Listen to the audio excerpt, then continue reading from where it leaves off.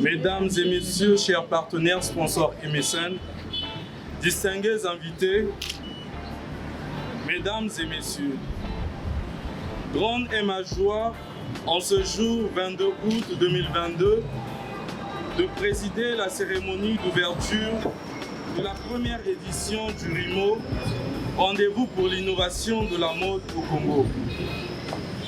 Étant directeur de ce festival, permettez-moi, avant tout propos, de souhaiter, au nom des plus hautes autorités de ce pays, la bienvenue à toutes celles et à tous ceux qui, malgré leurs multiples charges et responsabilités, ont accepté de prendre part à cette activité. Je voudrais remercier et saluer particulièrement la présence parmi nous au cours du lancement officiel de ce festival de mode, les autorités, la direction départementale des arts et lettres de Pointe-Noire, représentée par M. Tongo Kendricks. Aussi, remercier le parrain de cette première édition, je cite, M. Rocknel Zoko. Je voudrais saluer et remercier la marque Mudding Class de la Brasserie du Congo, sponsor officiel de cette première édition. Tout en associant à ces remerciements les partenaires, sponsors et mécènes, dont la présence parmi nous témoigne leur contribution à la réussite de ce projet. Mesdames et messieurs, chers participants, le RIMO est donc un concept créé par un jeune styliste congolais appelé Liocruz que je suis. Évoluant dans l'industrie de la mode depuis 6 ans, le RIMO se définit comme le rendez-vous pour l'innovation de la mode au Congo-Brazzaville. C'est un grand festival de mode, une Fashion Week que la République du Congo hébergera désormais chaque année afin d'innover tout en mettant en lumière les métiers, les acteurs et les entrepreneurs qui évoluent dans l'industrie de la mode. Le RIMO est donc cette initiative qui a pour objectif de former, d'éduquer, de créer, de valoriser, de sensibiliser et de promouvoir afin de redécouvrir le travail de ces acteurs talentueux, stylistes, promoteurs, mannequins, maquilleurs, photographes, blogueurs, qui riment nos vies au quotidien par leur savoir-faire. Le RIMO est donc cette initiative qui a pour objectif de former. Dès lors, nous voulons aussi emmener les acteurs de mode, le consommateur national et international, les entreprises, les médias ainsi que l'État à reconnaître que ce secteur peut aussi contribuer à l'économie congolaise. Leur démontrer que l'innovation de l'industrie de la mode congolaise par le travail pourrait répondre à la fois à des critères d'attirance et d'utilité pour le consommateur congolais et international, car les créations de mode peuvent aussi être des manifestations artistiques, culturelles, touristiques et symboliques. Du 22 au 28 août, le programme du RIMO se présente comme suit. Lundi 22 août 2022, conférence, débat et lancement officiel du RIMO. Mardi 23 août 2022, atelier de formation et exposition vente. Mercredi 24 août 2022, atelier de formation, exposition vente. Jeudi 25 août 2022, masterclass et exposition vente. Vendredi 26 août 2022, défilé de mode classique à la Côte Sauvage. Samedi 27 août 2022, grande soirée, défilé haute couture à l'esplanade de Canal Olympien Vita. Dimanche 28 août 2022, journée détente des acteurs de mode et partenaires à Nzoko Village. Mesdames et messieurs, Distingués invités. Ainsi, notre objectif est d'attirer le consommateur congolais, les investisseurs nationaux qu'internationaux, les entreprises ainsi que l'État à contribuer au développement du secteur de la mode et faire savoir au monde que nous, jeunes Congolais, sommes capables d'organiser des événements de mode à la hauteur des grandes Fashion Week. Avant de finir mon propos, je tenais aussi à remercier tous ceux qui contribuent au rehaussement de l'industrie de la mode congolaise. Nous espérons vous compter parmi nous pour vivre ensemble ces moments riches en couleurs, en partage, en émotions, afin d'innover la mode congolaise. Mesdames et messieurs, monsieur le promoteur du Festival international de la mode de Rimo, mesdames et messieurs de la presse, chers festivaliers, sponsors et partenaires, le mot ne serait pas un mot. C'est une joie de constater que à Pointe-Noire, qu'il y a encore des défenseurs de la culture. Et d'où je parle de joie. Nous sommes tous conscients que le pays, nous vivons, nous avons vécu une crise sanitaire qui a jadis nous a poussé à rester à la maison sans activité culturelle. Et aujourd'hui que les choses reprennent, nous constatons qu'il y a des gens qui toujours militaient pour l'organisation des activités culturelles. Alors, Rimo, c'est un nouveau bébé qui s'ajoute parmi toutes les activités que nous avons au sein du ministère de la Culture, notamment ici dans le département de Pointe-Noire.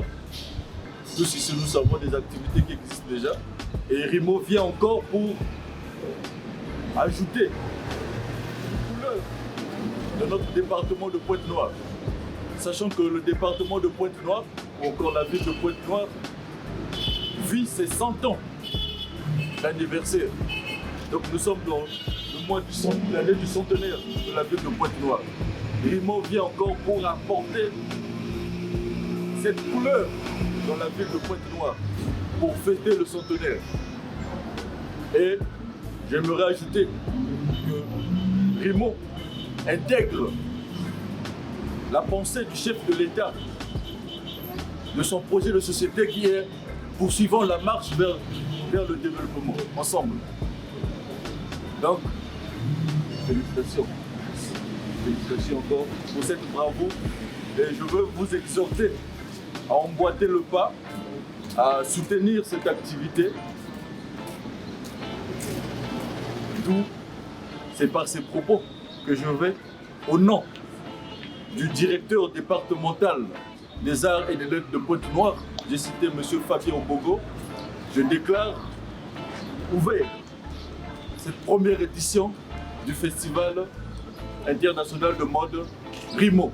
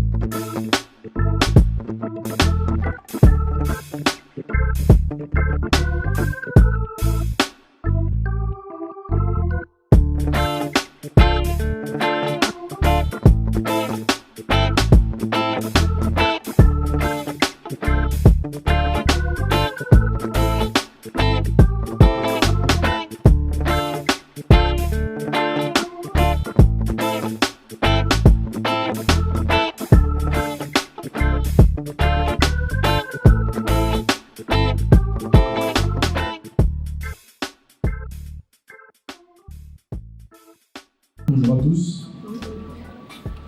Alors, pour ceux qui ne me connaissent pas, je suis Lyocrus, styliste créateur de mode et propriétaire de la marque Lyocrus Style Design.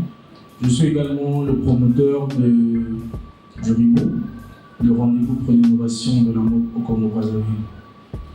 Alors, pourquoi le RIMO? Pourquoi le rendez-vous pour l'innovation de la mode au Congo-Brazzaville? Pourquoi le mot pertinent, innovation? Depuis mon arrivée dans l'industrie de la mode au Congo-Brazzaville, durant mon parcours, j'ai essayé de voir de la manière que nous travaillons et aussi de la manière que travaillent ceux qui sont à l'extérieur, disons d'autres pays d'Afrique. Et fort est de constater que nous travaillons de manière différente sur le domaine de la mode.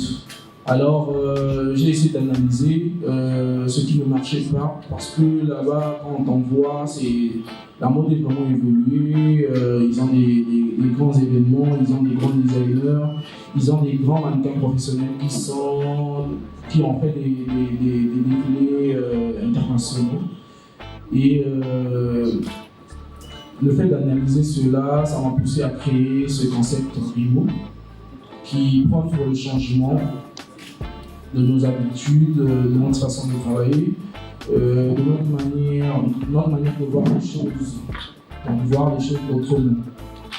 Alors, j'ai établi ce projet depuis 2019, où j'ai lancé la première tentative pour organiser ce festival qui a pour objectif d'innover la mode au Congo-Brazzaville. Alors, en 2021, après la Covid, j'ai lancé l'avant-première édition, donc l'édition 0, pour voir ce que ça pouvait donner sur le plan événementiel. Mais sans oublier que nous avons également un autre plan qui est le plan formation, plan changement. Parce que la mode aujourd'hui au Congo-Brazzaville est vraiment méconnue de plusieurs personnes. Bien qu'on dit souvent que la mode, le Congo est un pays de sable et tout, mais malheureusement on ne remarque pas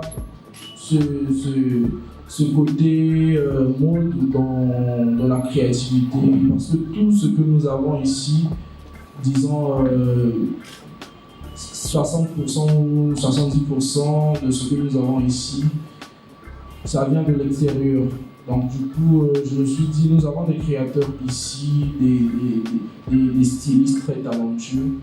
Pourquoi ne pas changer notre façon de faire afin que la mode congolaise aille de l'avant? Et voilà, nous sommes arrivés, nous avons lancé la première édition qui a été, l'avant-première édition qui a été un succès, une réussite. Et nous voilà aujourd'hui pour la première édition. Et il faut rappeler que le RIMO n'est pas seulement un défilé de mode. C'est le rendez-vous que j'ai voulu donner aux créateurs de mode, aux acteurs de mode, aux promoteurs, aux organisateurs événementiels, pour qu'ensemble nous bâtissons des techniques pour innover, pour changer notre façon de faire, tant dans notre travail, dans nos visions, que nous ayons cette force d'aller de l'avant, d'être professionnel. Et aujourd'hui, j'ai opté pour le thème la mode congolaise sous un regard d'innovation. Alors, la mode congolaise sous un regard d'innovation, j'ai pensé toujours aux acteurs de mode pour qu'ensemble on trouve évidemment des techniques, pour qu'ensemble nous regardons l'industrie de la mode sous un regard d'innovation, un regard de changement. Pousser aux autres ou pousser à l'ensemble des acteurs de mode de viser le changement, de viser le professionnalisme. Et le professionnalisme, c'est déjà dans notre façon de communiquer sur, si je peux prendre l'exemple des stylistes, communiquer sur la manière dont on peut vendre des vêtements ou des articles. Sur le mannequinat, je peux prendre notre façon de voir les choses. Le mannequin aujourd'hui étant disons, une personne mal vue dans notre pays. On dit souvent que les mannequins, ce sont des gens pervers et tout ce qui va avec. Donc, du coup, moi, j'ai pensé à ça. Je me suis dit, le mannequin doit voir la mode pas comme un secteur où il peut être mal vu, un secteur où on peut juger à peine pointer du doigt. Parce que j'ai été aussi mannequin, je suis toujours mannequin, donc voilà. Bien que voilà, on n'est plus sur le podium, on n'est plus trop à fond. Mais pour moi, la conception de mannequinat, c'est de viser le changement, de viser les grands défilés de mode, de viser un grand professionnalisme. Donc du coup, moi je pense que les mannequins doivent regarder l'industrie de la mode sous un regard d'innovation, en essayant de changer leur comportement, leur habitude, d'être professionnels dans ce qu'ils font, d'aimer ce qu'ils font et ne pas venir juste pour divertir et puis voilà, et connaître les bases, la bonne formation. Et je peux prendre aussi un exemple, hormis du mannequinat, les organisateurs d'événements peut-être. Moi je pense que dans le milieu événementiel au Congo, nous avons beaucoup du mal à se sacrifier déjà pour nos événements, bien qu'on ne peut pas tout le temps ou bien de prime abord compter sur le gouvernement, mais nous, organisateurs d'événements, nous devrons nous sacrifier pour que la mode congolaise aille de l'avant, pour que l'innovation y réside. Donc voilà, je ne vais pas tirer en longueur, bien qu'il y a beaucoup de choses à faire, beaucoup de choses à dire sur l'innovation de la mode au Congo. Mais après, voilà, il y a le temps qui est là. Je vais donc laisser la parole à un autre intervenant. Le domaine de la mode, en fait, il est pluridisciplinaire. On ne voit pas seulement le mannequin et le vêtement comme on a l'habitude. Par derrière, il y a énormément de boulot, énormément de métiers. Ça englobe le graphiste, ça englobe le designer, ça englobe le photographe, ça englobe les tisserands, ça englobe les teinturiers.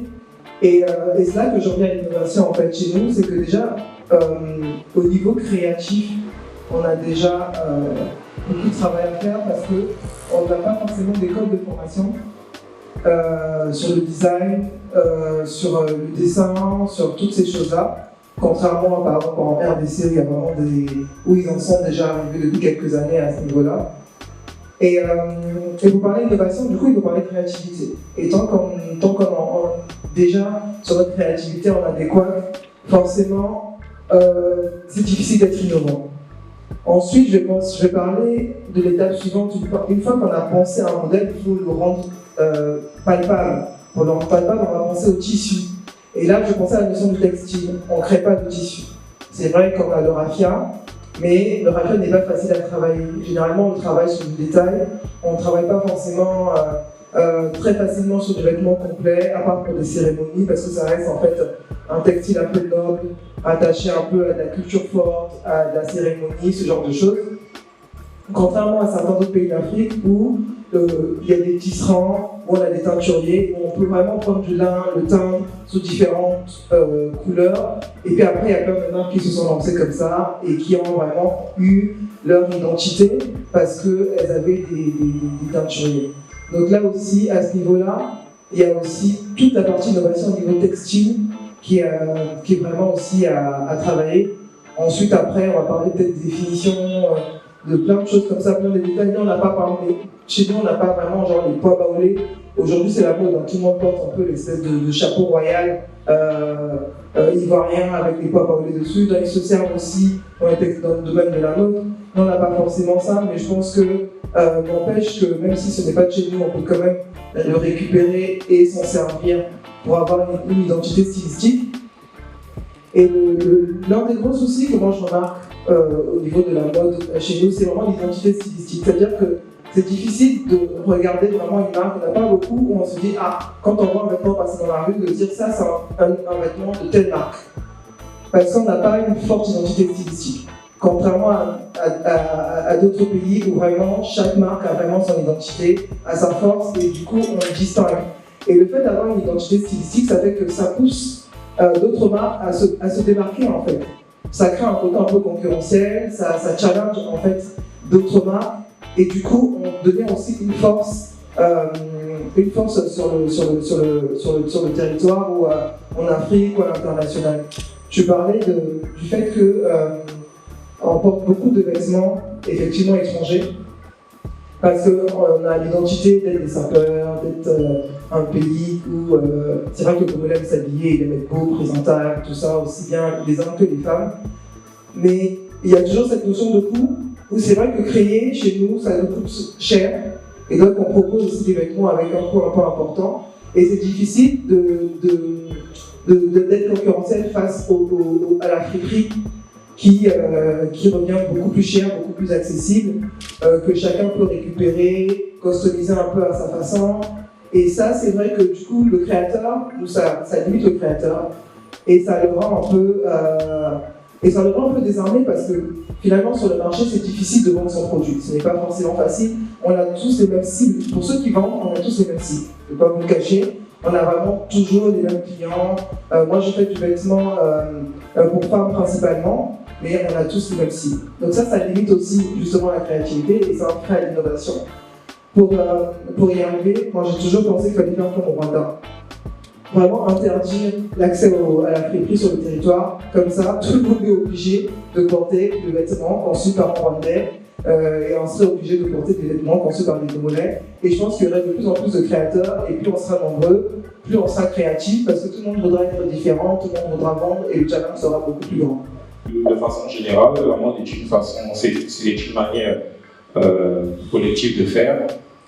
Et il faut savoir qu'il y a plusieurs modes. Donc avant de parler d'innovation, il faut savoir qu'il y a plusieurs modes. Il y a la mode esthétique, la mode artisanale, la mode vestimentaire. Et je pense que ce qui nous emmène ici, je pense que c'est beaucoup plus la mode vestimentaire. Donc la mode vestimentaire, il est important de la définir. La mode vestimentaire, c'est une manière, une façon de se vêtir conformément à une époque, une génération et une culture. S'il faut que j'explique un peu cela, lorsqu'on dit que c'est une manière de se vêtir conformément à une époque, on est d'accord que la façon de s'habiller dans les années 80 n'est pas la même que la façon de s'habiller dans les années 2000. D'une génération, la manière de se vêtir d'un jeune de 20 ans n'est pas la même que celle ceux de 50 ans, 60 ans. Et d'une culture également, la façon dont les Chinois ont de s'habiller n'est pas la même que les Congolais, les Gabonais, ainsi que les Européens, Américains. Alors, lorsqu'on parle d'innovation, et là, c'est vraiment précis, la mode congolaise, notre mode à nous. Donc, comment est-ce qu'on peut l'innover ? Je vais plus m'appeler, comme j'ai dit sur ma présentation, je suis vraiment acteur de la mode axé vraiment sur le mannequinat. Donc je sais qu'il y aura beaucoup de questions. On a des stylistes, on a un coach formateur de mannequins, on a aussi un mannequin. Donc je vais plus m'atteler sur l'innovation dans le domaine du mannequinat. Donc c'est un événement riche en tout cas, qui nous offre plusieurs opportunités de développer cela. On a la conférence de presse qui a commencé, je pense, la semaine passée. Aujourd'hui, on a la conférence débat et demain, je pense qu'il y a un atelier de formation sur le mannequinat. Je pense que là également, je vais intervenir là-dessus. Alors, s'il y a une chose dans la mode qui ne change pas, c'est que tout change. La mode, vraiment, tout change. Dans ma définition, comme j'ai dit, c'est une manière de se vêtir conformément à une époque. Donc tout change. Année par année, la mode évolue et dans tous les secteurs. Que ce soit dans le maquillage, dans la coiffure, dans le mannequinat, dans le stylisme et autres. En tout cas, chaque année, la mode change. Donc elle se doit vraiment d'être innovée. Et ceux qui interviennent là-dessus sont les acteurs de la mode. Déjà, il faut savoir c'est quoi l'innovation. L'innovation, c'est un changement. L'innovation, c'est apporter quelque chose de nouveau. D'accord? Ou donner de la valeur à quelque chose qui existe déjà. Et pour nous, c'est l'innovation dans le milieu de la mode congolaise. Et pour ça, il faut déjà aller aux sources, savoir qu'est-ce que nous avons ici chez nous, qu'est-ce que nous avons comme identité au fait. Et ça, je pense qu'on a des difficultés sur ça parce que, comme Mme Roseline l'a dit tout à l'heure, on n'a pas vraiment une identité au fait, côté vestimentaire. D'accord? Et voilà, le but du RIMO, c'est d'accompagner dans ce domaine-là, de faire cette recherche-là et d'apporter cela à tous pour que chacun ait en sa possession un bagage où il sait c'est quoi les sources côté vestimentaire, qu'est-ce que je porte chez moi ou qu'est-ce qu'on peut faire dans mon pays au fait. Et pour cela, je pense qu'on va pendant la formation, la période de formation de demain, on va essayer de discuter de cela plus en large pour que tout le monde sorte d'ici avec quelque chose en plus. J'ai pu constater que le Congo a beaucoup de talent. Le Congo a beaucoup de talent, malheureusement nous n'avons pas les opportunités qu'il faut pour pouvoir nous exprimer correctement. Et en parlant d'opportunités, nous parlons d'écoles de formation, nous parlons de tissus, nous parlons de tout ce qui est accessoire sur le marché. Nous n'avons pas l'accès facile à tout cela. Raison pour laquelle, comme ma sœur Bergeté a cité le coût sur le marché. Ici au Congo, nous n'avons pas réellement d'identité malheureusement. Quand nous parlons des Nigériens, nous parlons du Sénégal, on voit directement le Bogolan. Et quand on parle du Congo, on a du mal à nous prononcer sur ce sujet malheureusement. C'est vrai que nous parlons du raffia, mais qui est malheureusement aussi difficile d'accès. On ne sait pas vraiment là où on trouver, c'est vrai qu'il faut aller au village. Mais c'est pas du tout donné à tout le monde d'en avoir.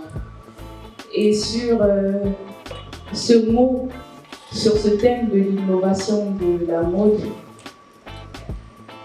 j'espère que cet événement sera ancré en nous, va créer un déclic du côté des jeunes, du côté des jeunes créateurs, des jeunes qui ont une vision mais qui n'ont pas l'opportunité de se présenter, de pouvoir ouvrir les yeux et se dire que tout est possible.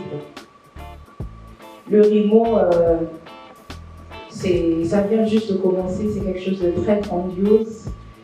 Et cette année-ci encore, vous allez pouvoir découvrir des nouveaux talents, des collections splendides. Donc voilà, l'innovation pour la mode, pour moi, c'est donner une figure supérieure, donner de la vie à ce qui est déjà. Et même si nous n'avons peut-être presque rien, mais créer quelque chose. On va devoir tous se battre pour pouvoir donner une figure supplémentaire à la mode congolaise. En dehors de cette étiquette de sape que nous avons, nous devons réaliser et montrer à ceux qui sont là à l'extérieur que nous avons ce qu'il faut pour pouvoir se présenter sur des grands Fashion Week en France et au-delà. Alors, je tiens à dire à tous ceux qui m'écoutent, à tous ces jeunes créateurs, stylistes et ceux qui veulent entrer dans la mode que nous pouvons le faire.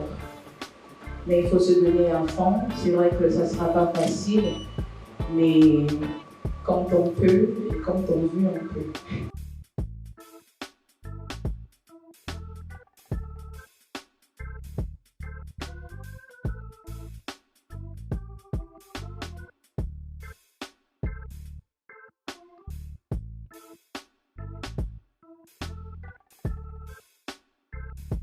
Aujourd'hui, on parle de la mode, on parle de l'innovation, mais l'habillement revient. Hier ou avant-hier, nos parents, nos grands-parents, nous n'étions pas encore nés, on portait des pantalons qu'on appelait pas def. Et aujourd'hui, nous jeunes filles, nous avons tendance à remettre ces vêtements-là.